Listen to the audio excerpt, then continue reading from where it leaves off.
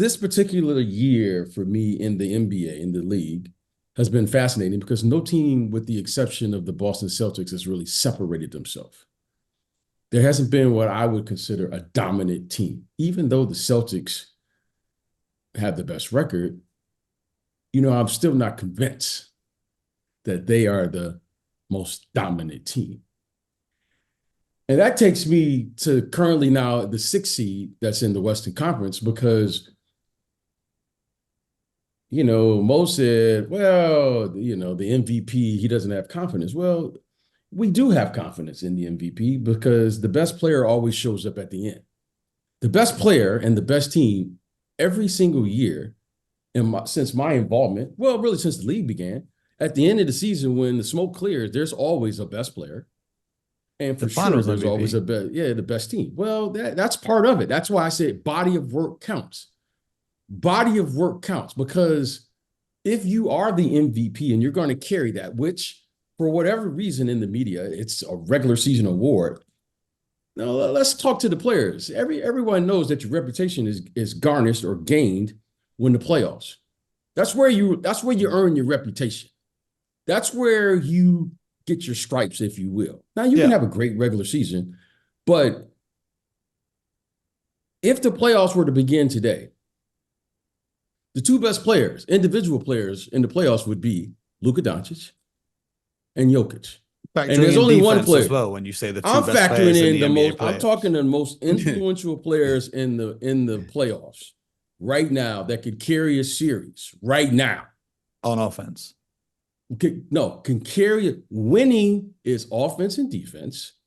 And Mo, we're gonna separate ourselves to say old school and new school. No. But there's really no old school. I hear from you that defense is how you win. And now you're telling me a guy who doesn't play defense would be the best player in the NBA playoffs. Your best defense is your offense. Your best defense is your offense. See, there's levels to this game. see, there's levels to this. And when you win, you understand the importance of how you play offense if you're going to win. See, you just don't play defense and just be irresponsible on the offensive end. So you can't just do that. You can't just say, well, you said this. No, there's levels to this. We talked about it at the top of the show. The reason the game is in the condition that it's in is because we don't truly understand the fundamentals of the game. How are you going to be a great defensive team or a great defensive player when you are irresponsible on the offensive end? You can't just come down and just shoot and just dribble up to the three-point line and shoot a 35-footer and then say you're a good defensive team. You can't do that. You can't win if you're irresponsible on the offensive end because the game incorporates the totality of the game. So you just don't separate, well, this guy's a good passer. Well, why is he a good passer? Can you explain to me? Why is he a good defensive rebounder or offensive rebounder? You got to explain to me the why. You can't just separate it. If we were to start a series right now, Luka Doncic will be, with the exception, in my opinion, with the exception of Jokic, he will be the best player on the floor, the most impactful player. Because what he can do is he can dominate a game in a couple of areas. He will, without question, he'll be the best passer on the floor, with the exception, in my opinion, of Jokic. And offensively, he will require a team to stop him. And the way he plays, he will, when the game slows down, because it's going to slow down, he will be the most impactful player. More impactful than Giannis. At this, if you asking me right now, you asking me, I'm not hesitating. He will be the most impactful player on the floor as is right now. But you got to go out and do it. But if you asking me right now, the only one I would say at the start of a series in game one, Jokic. But the rest of them right now, well, Luka has shown in the playoffs what he's done in previous years. I mean, what he did, what he's done against the Clippers, what he's done against was that? I'm not disputing how great Luka is in the playoffs offensively. I'm just saying, if you're gonna say he's the second best player in the playoffs, you can't be a guy who gets targeted on defense by the other team. In my opinion, every team gets targeted. Every player. Do you have teams trying to isolate on Giannis? If you are playing against a great player, okay? Now, I'm gonna let Scott, who's been, there's levels to this, Mo. If you playing against a great player, the last thing you do is not target that great player, because you got to incorporate that player for 40 plus minutes. You cannot allow a great player to not work on the defensive end. The number one, that's why I'm saying the coaching has to improve, because the first thing you do versus a great player is you have to incorporate that player, because you have to make sure that that player is working at his peak level on both ends of the floor. That's called will. Let's see if he really wants to do it. I agree with that point, but I'm going to put Giannis in the group of best players on the court to be able to win the series. As he should be. He should be, because the difference with obviously Luka is a better passer than Giannis, better three-point shooter than Giannis on the offensive end. I won't argue that, just his overall offensive field. They attack you in different ways.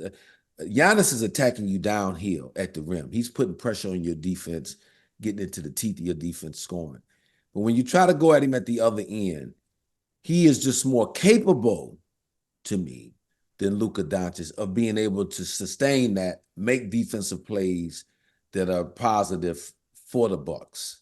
So I would put him as the third guy in BJ's mix of other two guys who could take over and dominate the series. That's what we're hoping in Mo. You're hoping for the leprechauns over your shoulder from Jason Tatum this year. That he can take that, that he can take that next step. Yep, absolutely. Because offensively, he's gifted enough. We've seen that to be the score. But now, can he make those grind out plays on the defensive end when it matters, or when his shot is not going particularly well on a particular game? Can he still figure out a way how to wheel his team to a victory? Speaking of that, I watched them play the Bucks the other day, and the Bucks were without Giannis, and they threw away another 20-point lead. And I was freaking out in my living room. I was like, I was about to smash up my TV. Anyway, down the stretch, here's what saved my TV from getting smashed up. Jason Tatum actually went downhill and got to the basket on 3 possessions in a row, and he got fouled on 2 of them, made a bucket on the other one.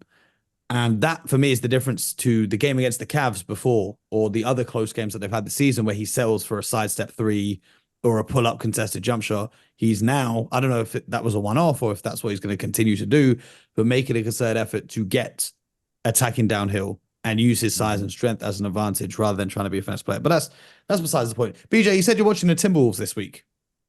Why the Timberwolves? Well, I want to see how they're going to function and make the transition minus Cat. And as they begin to enter into the playoffs. Now, they've had a terrific regular season. Anthony Edwards, I mean, when you talk about highlights for this generation, well, this guy is everywhere. He's made probably 2 of the most incredible highlights on both ends of the floor in a long time.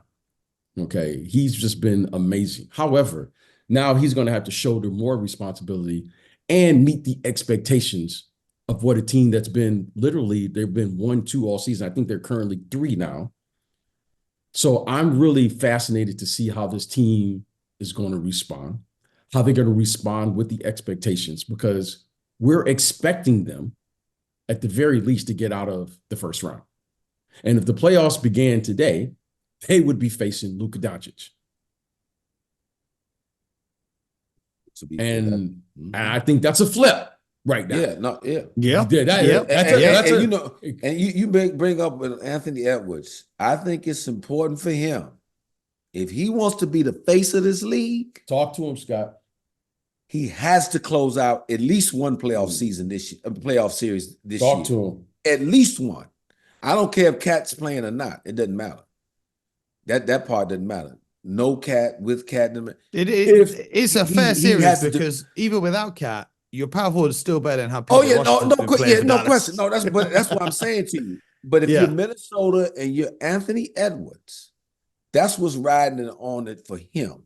We're talking about who's going to be the next, especially American-born player to ascend. You know, with LeBron and Steph Curry kind of aging their way out of the game now. Who's up next? It's Anthony Edwards, Jason Tatum. This to me, for those two guys, this playoff season is going to be huge. And a reason, because what if it's 2 versus 7? What if it's OKC versus Dallas?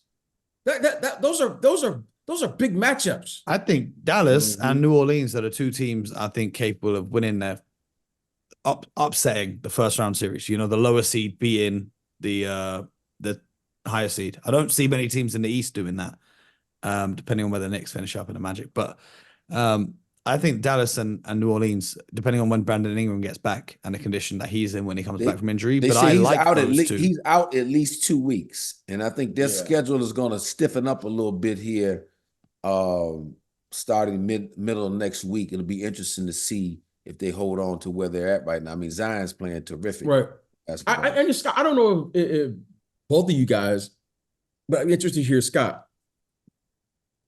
It's one thing that kind of, I think, Scott, when right around the time when you entered into the NBA as an executive, there was this huge shift. It was always there, but even more so now, is guard play, right? It's very hard to play without excellent guard play. When you won the championship there, you guys had Chauncey Billups. There's always been phenomenal guard play.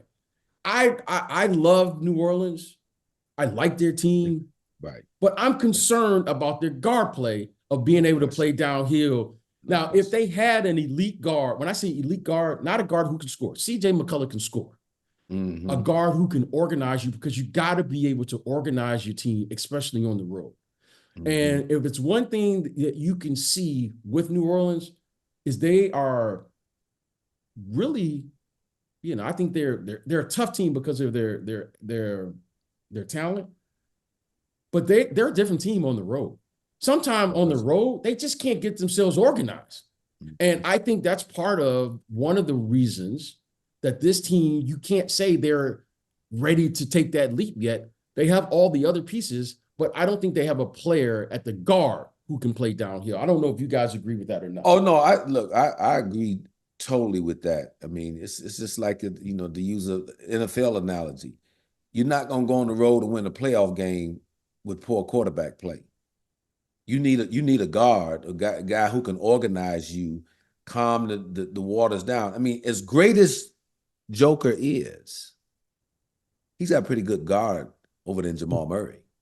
You can say that. You can say he's damn good. And I'm saying that a little facetiously when I say pretty good. He's damn good.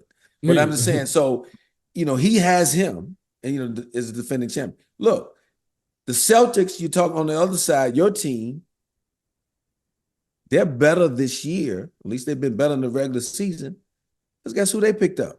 They picked up a damn good point guard, too, in Drew Holiday, who plays both sides of the floor. And so he's going to be very pivotal in their run to trying to win a championship. And as you start going down the list of teams, I would doubt very seriously a team without one of those top point guards. Again, he doesn't have to average 25, 30 points a game, but a guy who is capable, because Drew Holiday doesn't average that number, but a guy who is capable of penetrating the defense, putting pressure on that opposing team in that manner, and being able to organize and understand who to get the ball to and when to get them the ball. That is very important when you're talking about high pressure basketball, especially on the road. Yeah. I think it's a non-negotiable. I don't, Well, that's what they'd be trying to play Zion at the point guard. Like, they Well, be I having mean, Zion bring look, the ball up and handle at the top, which I don't know. That's a nice novelty in the regular season when teams don't have the time to prepare for you. You playing 3 or 4 games a week, and okay, you can do a little of that and maybe get away with that in small doses.